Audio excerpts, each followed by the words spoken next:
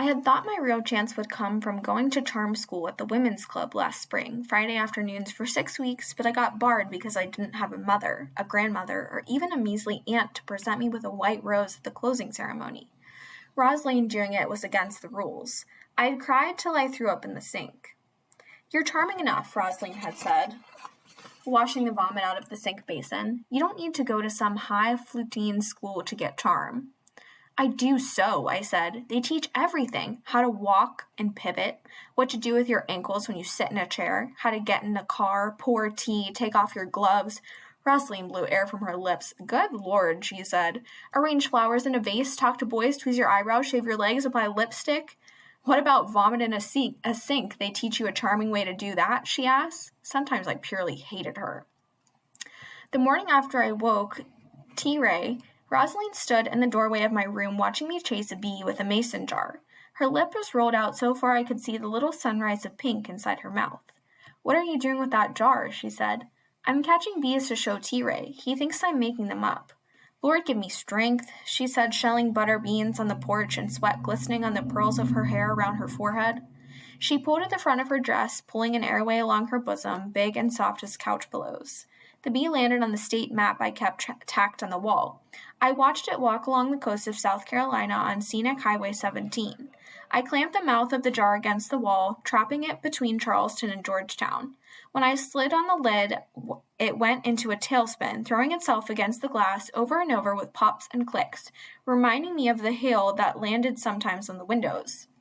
I made the jar as nice as I could with felty petals, fat with pollen, and more than enough nail holes in the lid to keep the bees from perishing, since for all I knew, people might come back one day as the very thing they killed.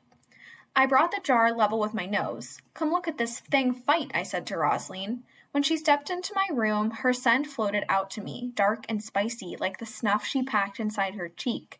She held a small jug with its coin-sized mouth and a handle for her to loop her finger through. I watched her press it along her chin, her lips fluted out like a flower, then spit a curl of black juice inside it. She stared at the bee and shook her head. "If you get stung, don't come whining to me," she said, "'cause I ain't gonna care." That was a lie. I was the only one who knew that despite her sharp ways, her heart was more tender than a flower skin, and she loved me beyond reason. I hadn't known this until I was 8, and she bought me an Easter-dyed biddy from the mercantile. I found it trembling in a corner of its pen, the color of purple grapes, with sad little eyes that cast around for its mother. Rosalind let me bring it home right into the living room, where I strewed a box of Quaker Oats on the floor for it to eat, and she didn't raise a word of protest. The chick left droplets of violet-streaked droppings all over the place, due, I suppose, to the dye soaking into its fragile system. We had just started to clean them up when T-Ray burst in, threatening to boil the chick for dinner and fire Rosalind for becoming an imbecile. He started to swoop on the biddy with his tractor-grease hands, but Rosalind planted herself in front of him. "There's worse things in this house than chicken shit," she said, and looked at him up one side and down the other. "You ain't touching that chick." His boots whispered "uncle" all the way down the hall. I thought, she loves me, and it was the first time such a far-fetched idea had occurred to me. Her age was a mystery since she didn't possess a birth certificate. She would tell me she was born in 1909 or 1919, depending on how old she felt at that moment. She was sure about the place, McClellanville, South Carolina, where her mama had woven sweetgrass baskets and sold them on the roadside. "Like me selling peaches," I'd said to her. "Not one thing like you selling peaches," she said back. "You ain't got 7 children you gotta feed from it." "You got 6 brothers and sisters?" I thought of her as alone in the world except for me. I did have, but I don't know where one of them is. She'd thrown her husband out 3 years after they married for carousing. You put his brain in a bird and the bird would fly backward, she liked to say. I often wondered what that bird would do with Rosalind's brain. I decided half the time it would drop shit on your head and the other half it would sit on abandoned nests with its wings spread wide. I used to have daydreams in which she was white and married T-Ray and became my real mother. Other times I was a Negro orphan who found a cornfield and adopted. Once in a while I had us living in a foreign country like New York, where she would adopt me and we could both stay our natural color. My mother's name was Deborah. I thought that was the prettiest name I'd ever heard, even though T-Ray refused to speak it. If I said it, he acted like he might go straight to the kitchen and stab something. Once when I asked him when her birthday was and what cake icing she preferred, she told me to shut up, and when I asked him a second time, he picked up a jar of blackberry jelly and threw it against the kitchen cabinet. We have blue stains to this day. I did manage to get a few scraps of information from him, though, such as my mother was buried in Virginia, where her people came from. I got worked up at that, thinking I'd found a grandmother. No, he tells me, my mother was an only child whose mother died ages ago, naturally. Once when he stepped on a roach in the kitchen, he told me my mother had spent hours luring roaches out of the house with bits of marshmallows and trails of graham cracker crumbs, that she was a lunatic when it came to saving bugs. The oddest things caused me to miss her, like training bras. Who was I going to ask about that? And who but my mother could have understood the magnitude of driving me to junior cheerleader tryouts? I can tell you for certain T-Ray didn't grasp it. But you know when I missed her the most? The day I was 12 and woke up with a rose petal stain on my panties. I was so proud of that flower and didn't have a soul to show it to except Rosaline. Not long after that, I found a paper bag in the attic stapled at the top. Inside it, I found the last traces of my mother. There was a photograph of a woman smirking in front of an old car wearing a light-colored dress with padded shoulders. Her expression said, "Don't you dare take this picture," but she wanted it taken. You could see that. You could not believe the stories I saw in that picture, how she was patiently waiting in the car fender for love to come to her. I laid the photograph beside my 8th grade picture and examined every possible similarity. She was more or less missing a chin, too, but even so, she was above average pretty, which offered me genuine hope for my future. The bag contained a pair of white gloves stained with the color of age. When I pulled them out, I thought her very hands were inside here. I feel foolish about it now, but one time I stuffed the gloves with cotton balls and held them through the night. The end-all mystery inside the bag was a small wooden picture of Mary, the mother of Jesus. I recognized her even though her skin was black, only a shade lighter than Rosaline's.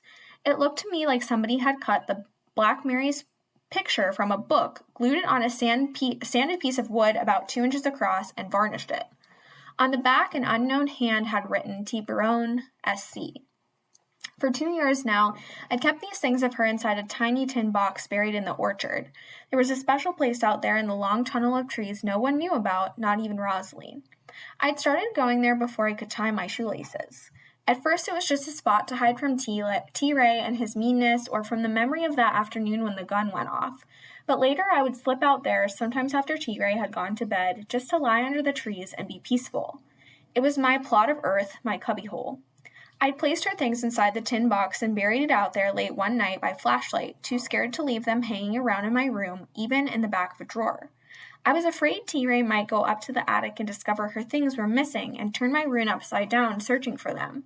I hated to think what he'd do to me if he found them hidden among my stuff.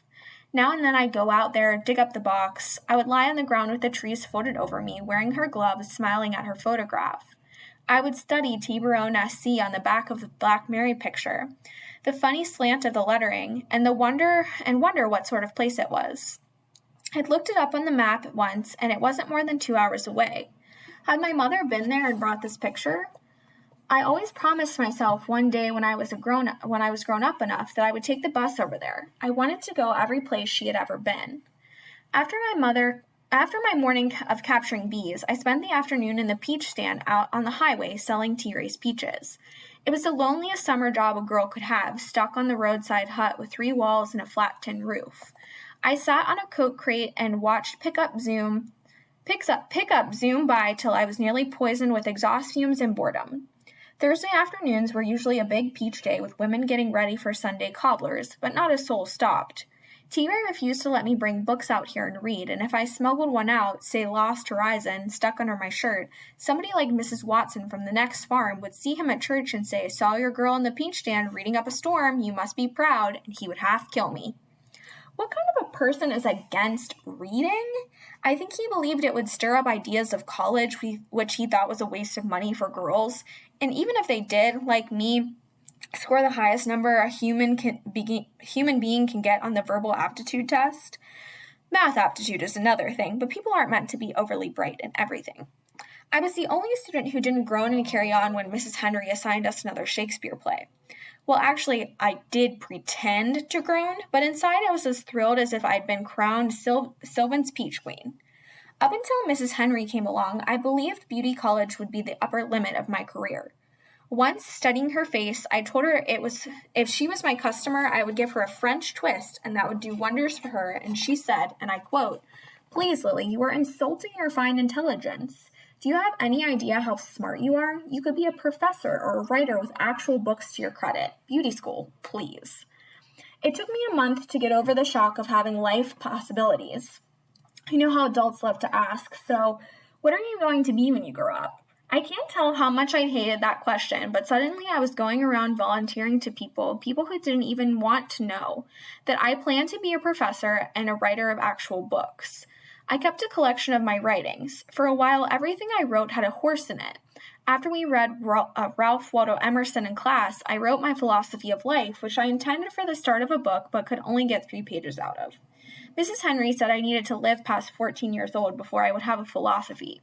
She said a scholarship was my only hope for a future and lent me her private books for the summer. Whenever I opened one, T-Ray would say, "Who do you think you are, Julius Shakespeare?" The man sincerely thought that Shakespeare's first name. Seriously? And if you think I should have corrected him, you are ignorant about the art of survival. He also referred to me as Miss Brown Nose in a book, and occasionally as Miss Emily Big-Ahead Diction. He meant Dickinson. But again, there are things you let go by. Without books in the peach stand, I often passed time making up poems, but that slow afternoon I didn't have the patience of rhyming words. I just sat out there and thought about how much I hated the peach stand, how completely and absolutely I hated it.